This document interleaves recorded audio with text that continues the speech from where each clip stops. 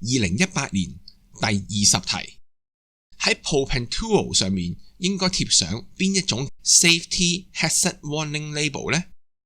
propantuol 其實係 alcohol 嘅一種，所以第一，佢係咪 flammable？ 相信唔使解啦， alcohol 當然係 flammable 噶啦。第二個，佢係咪 corrosive？ 要知道答案，我哋就要了解一下 propantuol 其實係有啲咩作用嘅。經過藥房都會見到有消毒酒精賣，消毒酒精除咗係我哋熟悉嘅 ethanol 之外，另外一個選擇就係 propantuol。 下次大家買消毒酒精嘅時候，不妨睇一睇成分，例如呢一樽就係 propantuol。 既然可以做消毒嘅，點可能係 corrosive 呢？第三，佢係咪 oxidizing？